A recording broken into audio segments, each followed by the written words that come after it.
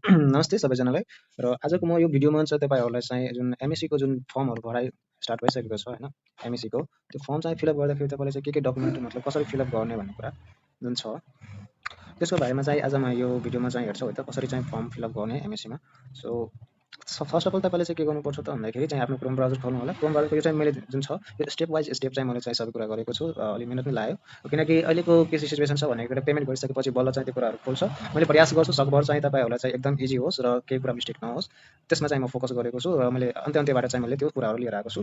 So start गरौँ होइन। पहिला चाहिँ यहाँबाट होइन। फर्स्ट अफ अल चाहिँ तपाईँले चाहिँ के गर्नुपर्छ त भन्दाखेरि आफ्नो क्रोम ब्राउजरमा ल्यापटपबाट चाहिँ फर्म भर्नु होला है त। मोबाइलबाट गर्दा अलिक गाह्रो हुन्छ, सो ल्यापटपबाट गर्नुहोस् होइन। ल्यापटपबाट फर्म भर्दाखेरि चाहिँ ट्याब्लेट अब ल्यापटपबाट फर्म भर्दाखेरि चाहिँ तपाईँले चाहिँ के गर्नुपर्छ, फर्स्ट अफ अल तपाईँ चाहिँ क्रोम ब्राउजर खोलेर चाहिँ के गर्छ, एमएससी चाहिँ सर्च गर्नु होला। एमएससी सर्च गर्दाखेरि अथवा चाहिँ यहाँ तपाईँले देखिराख्नुपर्छ इन्टरनेटमा यो चाहिँ सर्च गरिसकेपछि चाहिँ तपाईँको जो लगइन पेज आउँछ, म देखाइदिइहाल्छु यहीँ।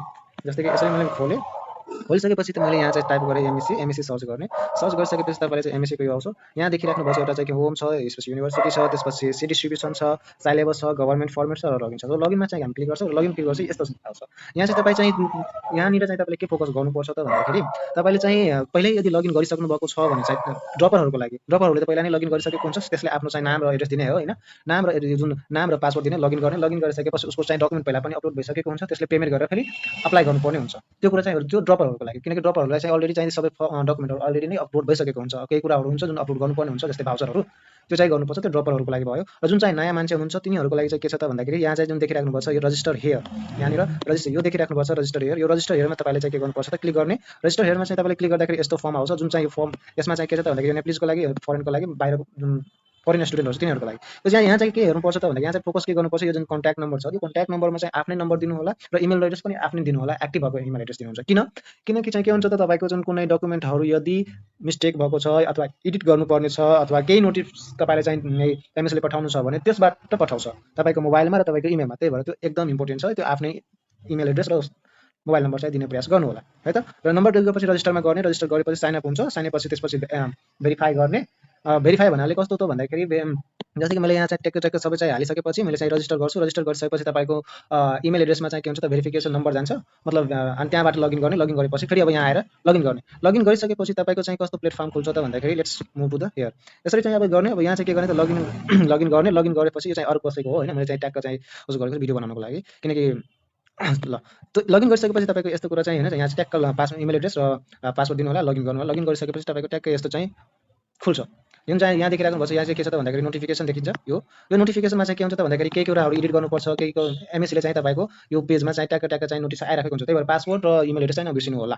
लगइन गरेर आफ्नो चाहिँ अपडेट्सहरू यहाँ चाहिँ तपाईँको आइराखेको हुन्छ, के गर्ने के नगर्ने कुराहरू है त। त्यसपछि लगइन गरिसकेपछि के हुन्छ त भन्दाखेरि यहाँ दुईवटा कुरा हुन्छ, मेक पेमेन्ट्स होइन, अनि start registration and submit the programme application. Submit okay. यसमा चाहिँ के हुन्छ त भन्दाखेरि मेक पेमेन्टमा के हुन्छ त भन्दाखेरि तपाईँले चाहिँ क्लिक गरिसकेपछि कस्तो पोर्टफोलियो खुल्छ त भन्दाखेरि यस्तो पोर्टफोलियो चाहिँ खुल्छ मेक पेमेन्टमा। अब यहाँ चाहिँ के हुन्छ त भन्दाखेरि यहाँ चाहिँ तपाईँले देखिराख्नुभएको छ यस्तो चाहिँ प्रोग्रामको नाम, त्यसको फी दिएको छ र यहाँ चाहिँ के दिएको छ त भन्दाखेरि update counter payment with voucher. मतलब जस्तै चाहिँ ब्याङ्कमा गएर भाउचर लिएको छ त्यसले चाहिँ के गर्छ, यहाँ क्लिक गर्दाखेरि कस्तो आउँछ त भन्दाखेरि तपाईँको यस्तो चाहिँ फर्म निस्किन्छ, जहाँ आफ्नो भाउचर नम्बर होइन र भाउचर नम्बर दिने र मोबाइल नम्बर दिँदा अनि सबमिट गर्दाखेरि ट्याक्क तपाईँको चाहिँ पेमेन्ट चाहिँ कन्फर्म हुन्छ। अथवा चाहिँ तपाईँले अनलाइनबाट दिन चाहनुहुन्छ भने चाहिँ यहाँ चाहिँ कार्ड पेमेन्ट हुन्छ, पेमेन्ट के भन्छ त ई सेवाबाट पनि हुन्छ अथवा उसबाट पनि हुन्छ। तर यहाँ चाहिँ तपाईँले टिक क्लिक हान्ने, टिक हानेर चाहिँ सबमिट गर्दाखेरि त्यस्तो चाहिँ कुराहरू आउँछ। यति चाहिँ यो भयो पेमेन्टको प्रोसिजर। पेमेन्ट गरिसकेपछि चाहिँ त्यसपछि के हुन्छ त भन्दाखेरि यहाँनिर चाहिँ तपाईँले देखिराख्नुभएको छ बेसिक इन्फर्मेसन होइन। यहाँनिर तपाईँले चाहिँ के देखिराख्नुभएको छ भन्दाखेरि यहाँनिर यो चाहिँ के हो त भन्दाखेरि तपाईँको ड्यासबोर्ड हो। यो चाहिँ बेसिक इन्फर्मेसन। अब बेसिक इन्फर्मेसनमा चाहिँ तपाईँले चाहिँ आफ्नो इन्फर्मेसनहरू चाहिँ एड गर्नुपर्ने हुन्छ। जस्तै कि यहाँ अब यहाँ हेरौँ होइन, बेसिक इन्फर्मेसन यहाँ आइसकेपछि कमन इन्ट्रान्स एक्जाम एप्लिकेसन। यहाँ बेसिक इन्फर्मेसनमा चाहिँ अब यहाँ चाहिँ के तपाईँको इमेल एड्रेस जुन तपाईँले एड गर्नु त्यो आफै आइसक्छ र कन्ट्याक्ट नम्बर यहाँ चाहिँ यो जति स्टारवाला जुन छ नि त्यो अनिवार्य रूपमा चाहिँ फिलअप गर्नुपर्ने हुन्छ होइन, अनिवार्य कम्पलसरी छ। तपाईँले चाहिँ स्किप गर्न पाउनुहुन्न होइन।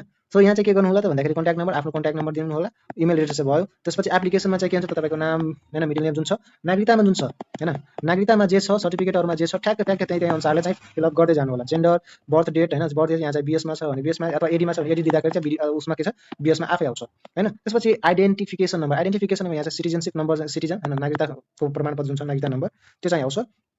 र नागरिकता नम्बर चाहिँ दिइसकेपछि चाहिँ आइडेन्टिफाइड डकुमेन्ट नम्बर दिनु, नागरिकता नम्बर चाहिन्छ। नेसनल आइडी कार्ड यो चाहिँ अहिले कम्पलसरी छैन, यदि कम्पलसरी छ भने यस्तो ठिक हुन्छ। त्यसमा चाहिँ के छ एनआइडीको नम्बर चाहिँ मात्र एड गर्नुपर्ने हुन्छ। र इस्यु कहाँबाट भएको छ त्यो कुन त भन्दाखेरि सिटिजनसिप चाहिँ कहाँबाट इस्यु भएको छ त्यो र डेट चाहिँ के हो त्यसको एक्सपायरी डेट त्यो कुरा चाहिँ एड गर्नुपर्ने हुन्छ। त्यसपछि अब चाहिँ के छ त भन्दाखेरि यति गरिसकेपछि यति गरिसकेपछि चाहिँ अब चाहिँ के भन्छ पर्मानेन्ट एड्रेस हो। त नागरिकतामा जे एड्रेस छ ठ्याक्कै त्यही एड्रेस चाहिँ तपाईँले चाहिँ के गर्नुपर्छ भन्दाखेरि पर्मानेन्ट एड्रेसमा ठ्याक्कै त्यही एड्रेसहरू चाहिँ दिने। अब गार्जियनको इन्फर्मेसनमा जुन तपाईँको नागरिकतामा छ अथवा बाको नागरिकतामा जे छ ठ्याक्कै त्यही चाहिँ दिनुपर्ने हुन्छ। नेम के हो, कन्ट्याक्ट नम्बर के हो, इमेल एड्रेस छैन भने सो के नो निड, जरुरी छैन। त्यसपछि प्रोफेसन चाहिँ के हो, फार्मर हो के हो होइन त्यो, अनि क्वालिफिकेसन छ थाहा छ भने छ, छैन भने चाहिँ पर्दैन, र एड्रेस चाहिँ तर नाम चाहिँ र कन्ट्याक्ट नम्बर चाहिँ चाहिने हुन्छ, त्यो कुरा भयो। त्यसपछि मदरको त्यस्तै छ, टेक्स त्यही दिनु होला तपाईँको अनुसारले। र गार्जियन चाहिँ के हुन्छ, फादर हुनुहुन्छ भने फादरको, मदर हुन्छ उहाँको, अथवा चाहिँ तपाईँले चाहिँ होस्टेलहरूमा हुनुहुन्छ भने होस्टेलको चाहिँ गार्जियनको उहाँको चाहिँ दिन सकिन्छ। ठिक छ, कुनै अर्गनाइजेसनहरू छ केहीमा छ भने त्यो कुरा भयो। त्यसपछि स्कुलको टाइप 6 देखि चाहिँ होइन 6 to 10 जुन चल्छ। अब जसले चाहिँ के छ त भन्दाखेरि 1 देखि 10 सम्म क्लास 10 सम्म चाहिँ जुनले एसएलसी अथवा पढेको छ स्कुलमा त्यो चाहिँ गभर्नमेन्ट स्कुलमा टाइप गर्ने होइन, त्यसमा क्लिक गर्ने टाइप अफ स्कुल, अथवा 6 देखि 10 सम्म नि पढेको छ भने त्यसले नि गभर्नमेन्ट स्कुल लेख्न पायो। तर जुन चाहिँ 7 देखि 10 सम्म पढेको छ त्यसले चाहिँ गभर्नमेन्ट स्कुल पढ्न गभर्नमेन्ट छ भने चाहिँ लेख्न पाएन। त्यसलाई चाहिँ केमा लेख्नुपर्छ त भन्दाखेरि प्राइभेट स्कुल छ भन्ने कुरा चाहिँ यहाँनिर सिलेक्ट गर्नुपर्छ है त। सिलेक्ट गरिसकेपछि अब डकुमेन्ट चाहिँ अपलोड गर्नुपर्ने हुन्छ। यहाँ चाहिँ त्यो के त भन्दाखेरि यो गर्दाखेरि त्यसमा चाहिँ तपाईँले टाइप गर्नुभयो भने टाइपमा चाहिँ गभर्नमेन्ट टाइप गर्नुभयो भने त्यो गभर्नमेन्ट स्कुलको जुन 6 देखि 10 सम्मको जुन फर्मेटवाला दिएको छ त्यसमा इमेज नम्बरको कुरा आउँछ, त्यो इमेज नम्बर भएको त्यो अपलोड गर्नुपर्ने हुन्छ। अब कसैको चाहिँ इमेज नम्बर छैन भने चाहिँ चिन्ता लिनु पर्दैन, किनकि यो पुरानो बाट नयाँ अपडेट आएको छ। नयाँ अपडेटमा कसैको धेरै पुरानो विद्यार्थी छ भने उनीहरूमा चाहिँ इमेज नम्बर हुँदैन। सो त्यसको लागि तपाईँले चाहिँ केही गर्नु पर्दैन, जस्ट अपलोड इट। ओके, अब चाहिँ यहाँ चाहिँ डकुमेन्टमा चाहिँ तपाईँले आफ्नो फोटो चाहिँ अपलोड गर्नु होला, र फोटो अपलोड गर्ने के चाहिँ डकुमेन्टमा चाहिँ के डकुमेन्ट अपलोड गर्नुपर्छ। फोटो चाहिँ तपाईँले चाहिन्छ, आइडेन्टिफिकेसन सर्टिफिकेट फ्रन्ट त्यो नागरिकताको चाहिँ अगाडिको पछाडिको फोटो चाहिन्छ, सिग्नेचर आफ्नो नाम लेखेर चाहिँ फोटो खिचेर चाहिँ सिग्नेचरको बेला, र नेसनल आइडी कार्ड यदि मागेको छ भने ठिक छ, छैन भने चाहिँ पर्दैन। यदि छ भने अब नेसनल आइडी कार्ड त छैन, नेसनल आइडी कार्ड छैन मतलब त्यो कार्ड आएको त छैन, तर तपाईँसित त त्यो होला नि होइन, के अरे मतलब फर्म नेसनल एनआइडी फर्म भर्दाखेरि तपाईँले जुन भेरिफाई गरेर जुन डकुमेन्ट दिएको त्यो त छ होला, त्यसको चाहिँ फोटो खिचेर यहाँ चाहिँ अपलोड गर्नु होला होइन, र आई हेभ डिक्लेयर होइन त्यसमा क्लिक गरेर अगाडि बढ्नु होला है त। यसपछि टिक गरेर के गर्छ त सेभ एन्ड कन्टिन्यूमा टिक गरिसकेपछि अब चाहिँ के हुन्छ तपाईँको बेसिक इन्फर्मेसनहरू कम्प्लिट हुन्छ। अब बेसिकहरू चाहिँ कम्प्लिट भइसकेपछि चाहिँ केमा जान्छन् त भन्दाखेरि अब चाहिँ एकाडेमिक क्वालिफिकेसन, यो चाहिँ तपाईँको बेसिक फर्म भइसकेको छ। अब क्वालिफिकेसनमा तपाईँ के पढ्नु भएको छ त यसमा चाहिँ एकाडेमिक क्वालिफिकेसन आउँछ। यसमा चाहिँ अब तपाईँले चाहिँ +2 को चाहिँ डिप्लोमा पढ्नुभएको त्यसको चाहिँ सर्टिफिकेटहरू चाहिँ हाल्नुपर्छ। अब यहाँनिर चाहिँ के हुन्छ त भन्दाखेरि जुन चाहिँ +2 सम्म पढेको छ तिनीहरूको लागि सजिलो लिनु भयो होइन, तपाईँले चाहिँ मजाले युनिभर्सिटी के लेख्न सकिन्छ त भन्दाखेरि जसले चाहिँ +2 गरेको छ भने होइन, जसले +2 गरेको छ त्यो +2 को बोर्डको एक्जाम बोर्डको लेख्नु पर्यो, सिम्बल नम्बर लेख्नु पर्यो, पर्सेन्टेज लेख्नु पर्यो, अथवा जिपी लेख्नु पर्यो, र त्यसले +2 को सर्टिफिकेट चाहिँ मार्कसिटहरू चाहिँ अपलोड गर्न सक्नुभयो। र कतिमा पास भएको छ, रेजिस्ट्रेसन स्कुल टाइप चाहिँ के गभर्नमेन्टवाला थियो कि चाहिँ प्राइभेटवाला थियो त्यो। तर जसले डिप्लोमा गरेको छ त्यसले चाहिँ यहाँ चाहिँ बोर्डमा चाहिँ के भन्छ CTEVT लेख्नु पर्यो, सिम्बल नम्बर लेख्नु पर्यो, पर्सेन्टेज लेख्नु पर्यो। तर यहाँनिर चाहिँ के गर्नु पर्यो त भन्दाखेरि इक्विभ्यालेन्ट सर्टिफिकेटमा यहाँनिर तपाईँले चाहिँ के गर्नुपर्छ त भन्दाखेरि इक्विभ्यालेन्टको के हाल्नुपर्छ त भन्दाखेरि इक्विभ्यालेन्टको मार्कसिट हाल्नु पर्यो होइन। के हाल्नु पर्यो त भन्दाखेरि इक्विभ्यालेन्टको मार्कसिट हाल्नु पर्यो, प्लस चाहिँ इक्विभ्यालेन्टको चाहिँ के हाल्नु पर्यो, इक्विभ्यालेन्ट सर्टिफिकेट हाल्नु पर्यो, र साथसाथै यसमा चाहिँ तपाईँले अरू के हाल्नु पर्यो त भन्दाखेरि अब CTEVT बाट दिएको मार्कसिट जुन छ त्यो चाहिँ हाल्नु पर्यो डिप्लोमावाला। तिनटैको चाहिँ एउटा चाहिँ पिडिएफ बनाउनु होला, पिडिएफ बनाएर चाहिँ यहाँनिर अपलोड गर्नु होला। उहाँ यो चाहिँ डिप्लोमा गरेको मान्छेहरूको लागि छ है, +2 को त भइहाल्यो, मार्क जुन चाहिँ डिप्लोमा गरेको छ तिनीहरूको लागि चाहिँ यस्तो चाहिँ गर्नुपर्छ, त्यो चाहिँ गर्नुपर्ने भयो उहाँहरूलाई। ठिक छ, अब चाहिँ अगाडि बढौँ, यो चाहिँ +2 वाला भयो होइन। अब कुरा आउँछ त भन्दाखेरि एकाडेमिक क्वालिफिकेसनकै मैले अन्त्यबाट लिएको थिएँ, सेम कुरा छ।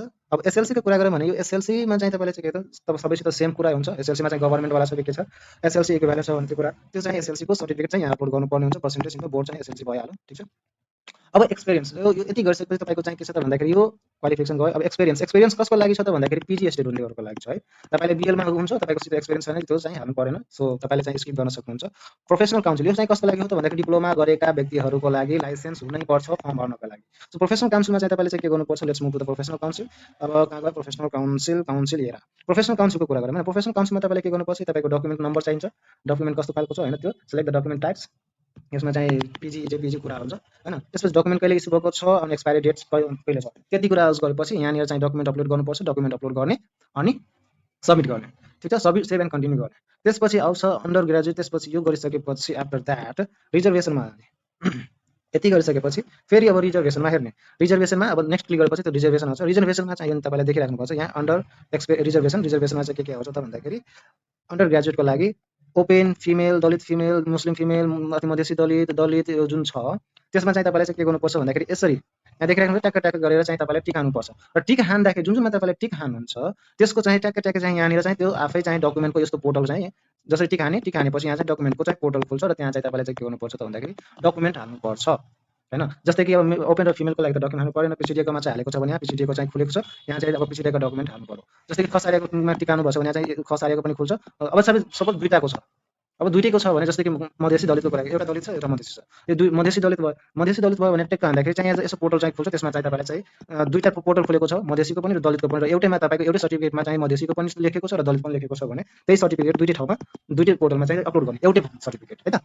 त्यसरी गर्नु पर्यो। त्यो अपलोड गरिसकेपछि चाहिँ अब के हुन्छ त भन्दाखेरि save and continue to next click गर्दाखेरि अब तपाईँको चाहिँ के हुन्छ त एप्लिकेसन उस भयो, एप्लिकेसनको जुन डकुमेन्टहरू सबै फिलअप भइसकेको छ, सबै कुराहरू फिलअप भइसकेको छ र यो चाहिँ एप्लिकेसनमा जान्छ र एप्लिकेसनमा जाँदाखेरि तपाईँ चाहिँ कस्तो पोर्टलमा जानुहुन्छ भन्दाखेरि यस्तो खालको प्रोग्राममा पोर्टलमा तपाईँले एमबिबिएसको पोर्टलमा चाहिँ यस्तो हुन्छ। तर यो चाहिँ सेभ बट नट सबमिटेडमा छ। अब सेभ बट नट सबमिटेडमा छ र यस्तो यहाँ चाहिँ एक्सनमा चाहिँ के हुन्छ त भन्दाखेरि apply, modify and view detail हुन्छ। तीनटा कुरा चाहिँ देखा पर्छ। अब यो अप्लाई गरिसकेपछि तपाईँको सबमिट हुने भयो। मोडिफाई भनेपछि केही कुराहरू मिस्टेक छ भने त्यसमा मोडिफाईमा चाहिँ के हुन्छ त भन्दाखेरि क्लिक गर्ने, के कुराहरू चाहिँ मिस्टेक छ त्यसलाई चाहिँ सच्याउन सक्यो र भ्यू डिटेलमा चाहिँ तपाईँले चाहिँ क्लिक गर्ने, के कुराहरू चाहिँ छ त्यो कुरा भयो एक हैन। अब सपोज तपाईँको कुनै तपाईँले चाहिँ अप्लाई गरिसक्नु भएको छ भने तपाईँले चाहिँ दोबारा त्यसलाई चाहिँ मोडिफाई अथवा चाहिँ केही कुराहरू एडिट गर्न मिल्दैन हैन। अब कतिखेर त मिल्छ त भन्दाखेरि यदि एमइसीले चाहिँ हेर्दाखेरि केही कुराहरू मिस्टेक देखेको छ, कुनै डकुमेन्ट छ भने त्यसले चाहिँ दिन्छ र तपाईँले चाहिँ मोडिफाईमा क्लिक गर्ने हो। यसरी चाहिँ एप्लिकेसनमा जाने, एप्लिकेसनमा गएर मोडिफाईमा क्लिक गर्ने, मोडिफाईमा क्लिक गरिसकेपछि कुन डकुमेन्ट त्यसले मागेको छ, कहाँनिर चाहिँ के मिस्टेक छ त्यो देखाइदिन्छ र त्यसमा चाहिँ आफूले चाहिँ के गर्नुपर्छ, एड गर्नुपर्छ र मोडिफाई गर्नुपर्छ। मोडिफाई गरेपछि अप्लाई गर्ने, अप्लाई गरिसकेपछि अब कस्तो आउँछ त भन्दाखेरि बल्ल गएर तपाईँको यसरी कन्फर्मेसन पेज चाहिँको आउँछ र कन्फर्मेसन पेज जब डाउनलोड हुन्छ त्यसमा क्लिक गर्ने र डाउनलोड भइहाल्छ। र यसरी चाहिँ हो चाहिँ फर्म फिलअप गर्ने। केही मिस्टेक भएको छ, केही चाहिँ तपाईँलाई अझ जानकारीहरू चाहिन्छ भने हैन, मलाई चाहिँ 9811193742 यो नम्बरमा चाहिँ तपाईँले चाहिँ के गर्नुपर्छ, केही चाहिएको छ इन्फर्मेसन भने उहाँलाई चाहिँ कन्ट्याक्ट गर्नु होला, उहाँले तपाईँलाई चाहिँ सहयोग गरिदिनुहुन्छ है त। यति हो आजको भिडियोमा। केही चाहिँ डिफिकल्ट केही गाह्रो परेको छ फर्म फिलअप गर्नमा भने चाहिँ त्यो नम्बरमा चाहिँ कन्ट्याक्ट गर्नु होला, उहाँले तपाईँलाई चाहिँ सहयोग गरिदिनुहुन्छ। Thank you and please subscribe the channel.